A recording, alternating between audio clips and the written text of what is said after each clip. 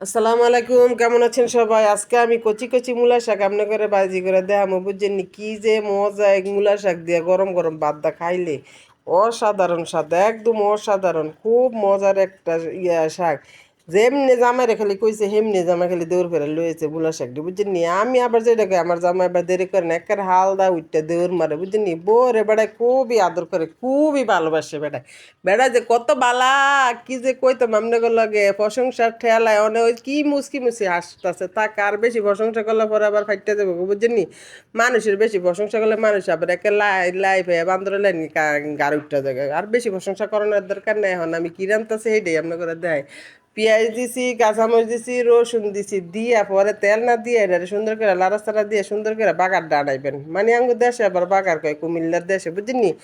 আপনাদের দেশে কি কয় এটা জানি না, আঙ্গুর দেশে কয় বাগারটা বালা করে আনাইস তুই গ্যারান টানে ছুটবো নে, পরে আমি বাগারটা না আনাইয়া এরপরে আবার অর্ধেক কইসে মতন আপনারা পেঁয়াজটা আর মরিচটা দিয়ে পরে আবার আপনার দিয়ে দিয়েছি, কটা চিংড়ি মাছ দিয়েছি। বেশি চিংড়ি মানে মূলা শাক কিন্তু এমনি বাজি করন যায়, দিলাম আর কি একটু বেশি গ্যারান্ডার লাগিয়া খাম ওই যখন একটু মজা করে খাই। এত চিন্তা ভাবনা করে দামের কথা চিন্তা ভাবনা করে যদি খাওয়ান খাই সেটা কি আর মজা লাগবে নি, বুঝেন না? এর লাগে আমি খাইতে লইলে কোনো তেলের দিক, নুনের দিক, হলুদের দিক, মরিচের দিক খাই না। খামু দুগা ভাত, সেটাই যদি মজা না হয় তাহলে কি খাইয়া বাঁচমু, কি খাইয়া বাঁচমু কন? আগের দিনে কত কিছু আছে অরিজিনাল অরিজিনাল জিনিস। আর অনেক দুগা বিস্কুট দুগা চানাচুর এটা কিচ্ছু ভালো লাগে না, বাইরের জিনিস খাইলে হইয়া জায়গা আরো আরো রকমের জ্বালা অসুখ। এর লাগে আমি করবো কি, এই নিজেরাই যখন খামু দুগা ভাত জানি পেটটা বেড়ে খাইতে পারি, কোনো ঘরের ভিতরে কোনো মানে ভেজাল নাই, একদম অরিজিনাল খাবার। এর লেগে একটু বালা করেই খাই। আপনারাও একটু শাক রান্না একটু তেল একটু বেশি করে দিয়েন, কম কম দিয়েন না গো। কি এর লেগে একটু কটা ভাত খাবেন, যদি মজা করে না খান হেরে কি হইলো? এরপরে আপনারা শাক দিবেন, দিয়ে একটু স্বাদ মতো লবণ দিয়ে একটু ডাকিয়ে দিবেন, বুঝলি? দেখেন না কতটি শাক দিলাম, কদ্দুরি শাকেও বেমানি করে, শাকেও বেমানি করে, কোন কি কইতাম? মানুষে যেমন করে করে শাকেও বেমানি করে। এত্তুরি শাক দিছি, এত্তুরি শাক থাকতো এই তো মনটা ভরে খাইতারি। কি এর শাক অনেক করবো কি একেবারে উইন্না, বুঝেন নি?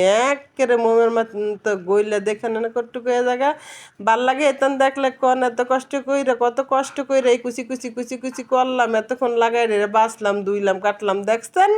খারাপ খারা এটার একেবারে অর্ধেক হয়ে গেল গা। মনটার ভিতরে কেমন কষ্টটা যে লাগতেছে আমার দেখে, এত কষ্ট কেলেই করলাম শাক ধুইতে, কাটতে, বাছতে, বাবারে বাবা, জীবনটা একেবারে তেজপাতা হয়ে যায়। আর সেই শাক যদি তেলের মধ্যে ছাড়লে আরম হয়ে যায়।